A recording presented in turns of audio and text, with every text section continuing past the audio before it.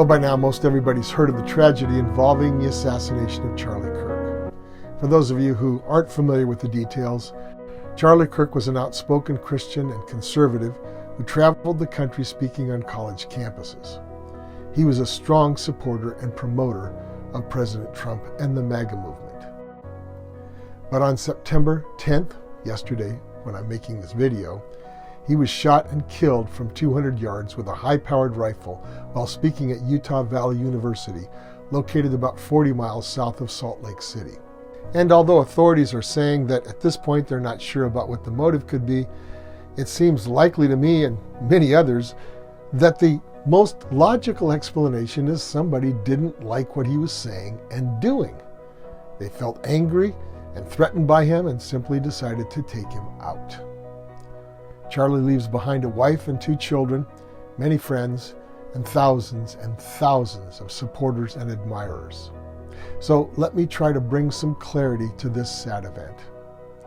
First of all, we should never ever support this kind of violence, whether it's against those who share our values or those who oppose our values. And I'm speaking as a conservative. In these kinds of situations, violence is something that clearly comes from the demonic realm. Secondly, if this was indeed an attempt to silence Charlie Kirk and to intimidate others of us who hold similar values, the absolute wrong thing to do would be to give in, back off, and shut up.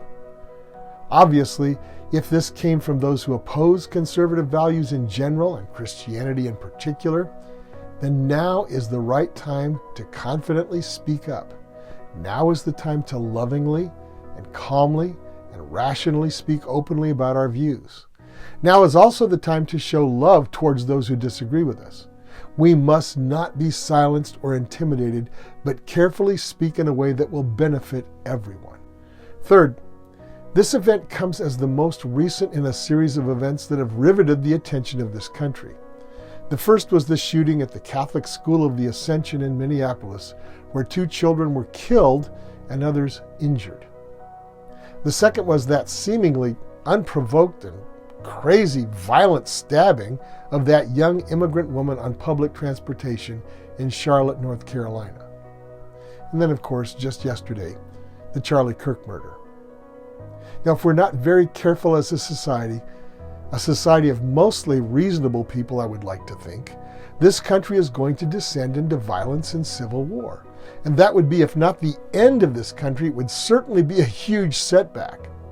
So I am appealing to everyone who's seeing this video, before you either judge me or support me, we need to calm ourselves and decide to act civilly towards one another, even though we may disagree, and sometimes disagree strongly.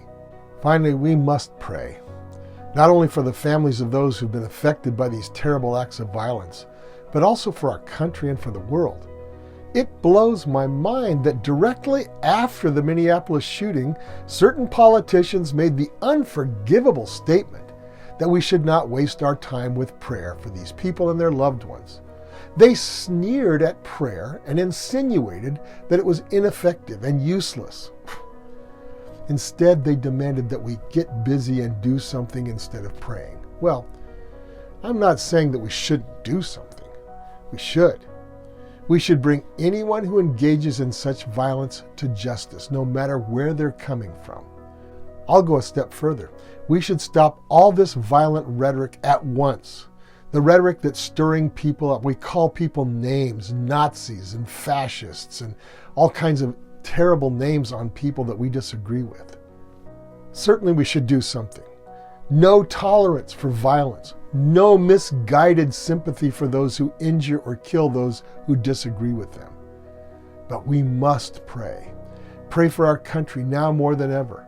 Pray that people's eyes would be open to the danger before us and the darkness that has had us in its grip for so many years. Our only hope is in God and in His Son, Jesus Christ, the Prince of Peace.